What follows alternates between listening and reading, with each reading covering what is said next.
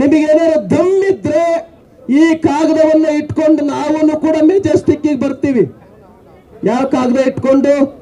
ಈಗ ನಾನು ಓದಿದ್ನಲ್ಲ ಆ ಕಾಗದ ಇಟ್ಕೊಂಡು ಧರ್ಮಸ್ಥಳ ಮಂಜುನಾಥ್ ದೇವಸ್ಥಾನಕ್ಕೆ ಹೋಗೋಣ.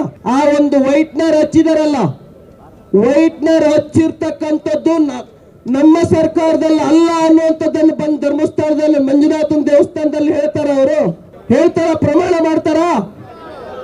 ಮಾಡಕ್ಕಾಗತ್ತಾ? ಹಾಗಾಗಿ ಆ ವೈಟ್ನರ್ ಹಚ್ಚಿದಾರಲ್ಲ, ವಿಜಯನಗರ ಬಡಾವಣೆ 3 ಮತ್ತು 4ನೇ ಹಂತದಲ್ಲಿ ನಮಗೆ ಸಮಾನಾಂತರ ಸೈಟ್ಗಳನ್ನ ಕೊಡಿ ಅಂತ ಕೇಳಿದಾರಲ್ಲ, ಅದಕ್ಕೆ ವೈಟ್ನರ್ ಹಚ್ಚಿದ್ದಾರೆ.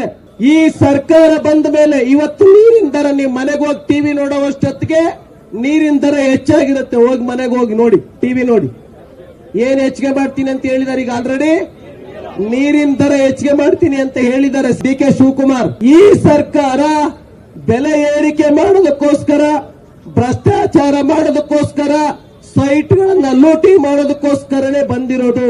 ನಿಮಗೆ ಹೇಳ್ತೇನೆ, ಇಂಥ ಕಳ್ಳ ಸರ್ಕಾರ, ಇಂಥ ಲೂಟಿ ಸರ್ಕಾರ ಕರ್ನಾಟಕ ರಾಜ್ಯದ ಯಾರು ಕೂಡ ನೋಡಿರ್ಲಿಲ್ಲ. ಇದೊಂದು ಲೂಟಿಕೋರ ಸರ್ಕಾರ.